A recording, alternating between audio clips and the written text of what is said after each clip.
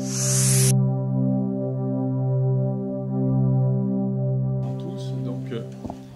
remercie déjà Mina de m'avoir invité à participer à cette réunion. C'est vrai que je pense un peu à l'éducation thérapeutique, à la compliance et à tout ce qui entoure la LMC tous les matins en me levant. Pourquoi? Parce que j'ai la mauvaise habitude de boire du jus de pamplemousse.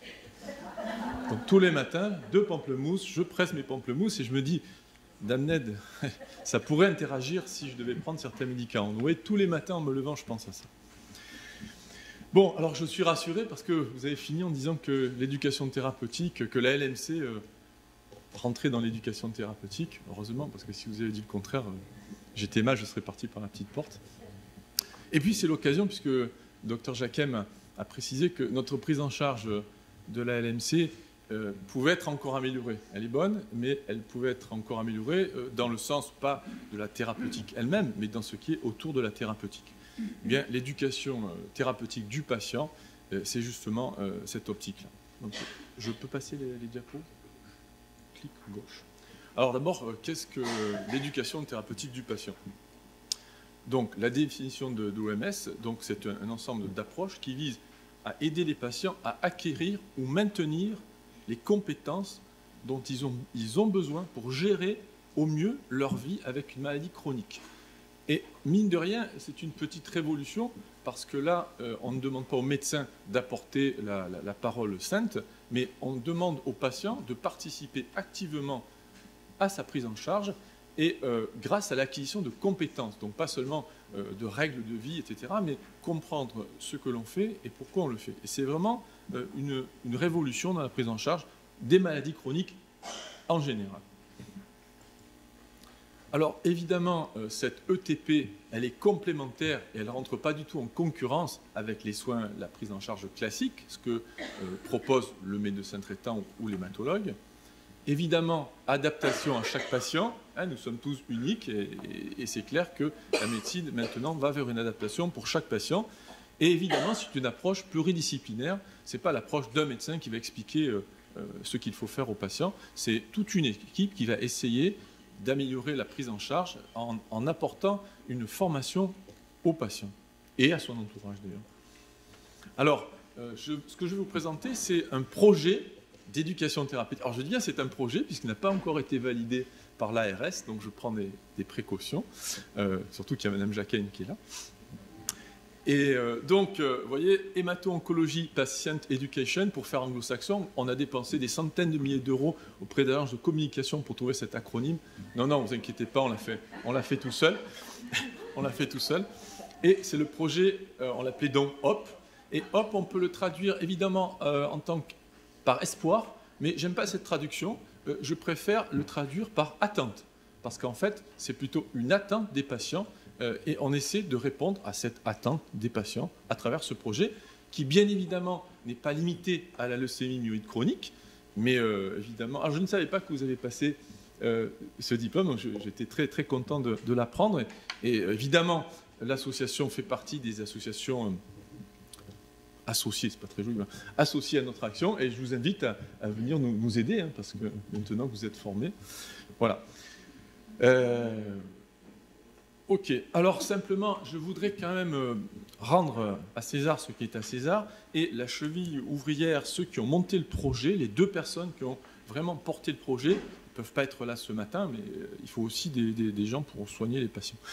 C'est le docteur Cédric Mercier, qui est PH dans mon service, et c'est le docteur Raphaël Fanciullino, qui est pharmacienne à la conception. Et donc je voudrais vraiment dire que c'est eux qui ont monté l'essentiel du projet, et donc rendons-leur cet hommage. Comme vous le voyez sur cette diapo, déjà, ce n'est pas quelque chose réservé aux docteurs. Vous avez une infirmière qui s'occupe de recherche clinique, vous avez des infirmières, évidemment, une diététicienne, les aspects diététiques sont importants, une psychologue, évidemment, un jeune homme qui s'occupe d'activités physiques et sportives. Enfin, c'est vraiment une approche avec plein de partenaires, et évidemment un partenariat avec les différentes associations pour la leucémie myéloïde chronique, mais aussi pour les lymphomes, leucémie, etc. Ça n'est pas concurrentiel, c'est tout à fait complémentaire. Alors, comment est-ce que l'on a essayé de monter ce projet, hein, parce qu'il n'est toujours pas validé, ce projet d'ETP. Alors on s'est dit qu'on allait faire une enquête préliminaire pour essayer de coller au mieux aux désirs, aux attentes des patients. Donc on a commencé par une petite enquête pour construire notre programme. Donc voilà, bon, c'était le questionnaire, je pense. Ah oui, on le voit mieux là que... Ok.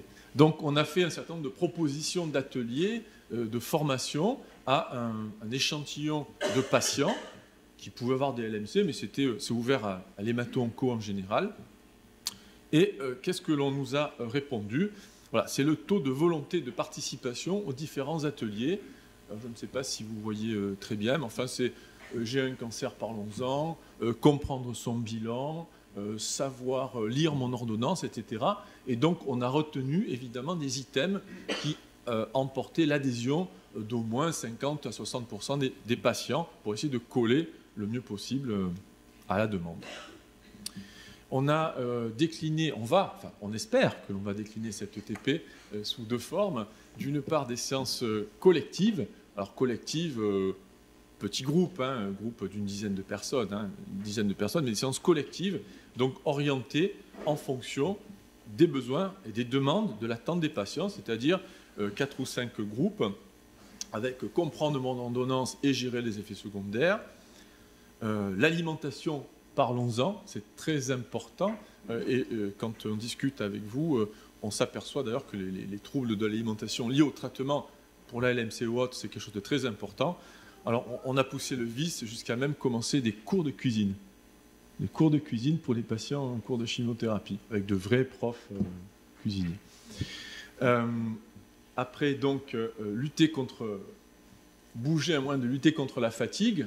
Notre sportif de l'équipe, Romain Septidi, évidemment, insiste beaucoup. Alors, il m'a fait un plan personnalisé de sport que j'ai suivi pendant 10 jours et j'ai fait un lumbago. Mais bon, il faut de temps en temps des échecs, hein. Bon, ça peut arriver. C'est un mauvais sujet, en fait, c'est pour ça. Ensuite, donc, comprendre son bilan, excessivement important, je pense, parce que quand on voit les patients à la consultation, quand même, ne serait-ce que la numération formule sanguine, c'est un monde très, très particulier. Hein, quand on parle de myélémie, de myélocytes, de blast, etc., c'est un petit peu, sans compter le bilan logique, le foie, le rein, etc., très, très important. Et puis aussi, voilà, j'ai un cancer, si on en parlait, c'est un peu l'approche psychologique. Hein. À côté de ces séances collectives, on aura des groupes de 8 à 10 patients, on a décidé aussi d'essayer de créer des séances individualisées où là, le patient sera en tête-à-tête avec un des membres de l'équipe selon le type de formation. Donc, pareil, on a repris un peu les mêmes thématiques, le vécu de la maladie, alors c'est un peu plus pratique parce que là, chaque patient aura effectivement quelque chose de beaucoup plus particulier. Le parcours de soins d'une LMC ne sera pas celui d'une leucémie aiguë ou d'un lymphome. Donc se repérer dans le parcours de soins, c'est très important. Adapter son alimentation, là encore ça va dépendre du type de pathologie. On évitera le pamplemousse chez nous, mais peut-être qu'à côté de ça, il faudra une alimentation stérile, entre guillemets, pour d'autres pathologies. Ma maladie, on va évidemment renseigner du mieux que l'on peut sur chaque type de maladie. Et là, les associations, évidemment, comme pour le reste, d'ailleurs, ont un énorme rôle à faire parce que tout le matériel pédagogique que vous élaborez sera évidemment mis à disposition. Et enfin, parler de mon traitement et droit et démarche sociale. D'ailleurs, ce dernier item n'a pas reçu beaucoup de... Enfin, les patients n'étaient pas très demandeurs, en fait. Nous étions étonnés parce qu'on pensait que c'était quelque chose de très important. Et ça a été pas trop bien classé, entre guillemets. Et je pense que c'est très important quand même d'aider, parce qu'il y a beaucoup de choses. Et en lisant votre brochure, d'ailleurs, j'ai appris des choses. Hein, je ne suis pas un spécialiste des démarches sociales. Et je pense qu'il y a beaucoup de choses qui ne sont pas connues des patients et qu'il faudrait leur donner comme renseignement, même si eux ne pensent pas aller les chercher. C'est, à mon avis, très important. Voilà, donc bouger, un moyen de lutter contre la fatigue, la même chose qu'en atelier collectif, mais en atelier individuel. Voilà. Alors nos patients ont choisi le moment de l'organisation, vous voyez, on leur a fait une demande sur les horaires. Alors plutôt visiblement plutôt en hospitalisation qu'à l'extérieur, et visiblement plutôt le matin que l'après-midi. Bon, vous voyez, on a poussé un peu l'adéquation. Je vais aller très vite. Comment se passe l'éducation thérapeutique? Sans détailler les diapositives, il y a une première phase qui est en fait du diagnostic, c'est-à-dire faire le point. Qu'est-ce que c'est le patient, où il en est dans la connaissance de la maladie, des circuits. D'accord? Une fois cette étape faite, et donc l'évaluation, on va entrer dans la phase proprement dite d'ETP, c'est-à-dire la phase entre guillemets d'éducation. Voilà.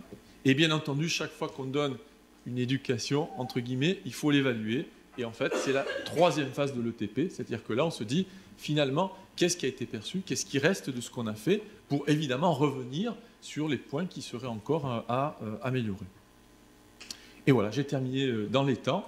Et bien entendu, je tiens quand même à préciser, cette ETP n'est pas limitée à la LMC, c'est toutes les pathologies onco-hématologiques, et puis il n'est pas limité aux patients que nous traitons proprement dit, c'est ouvert à tout le monde, aux patients qui voudraient bénéficier de ce projet, puisqu'il n'est pas encore finalisé. Je vous remercie.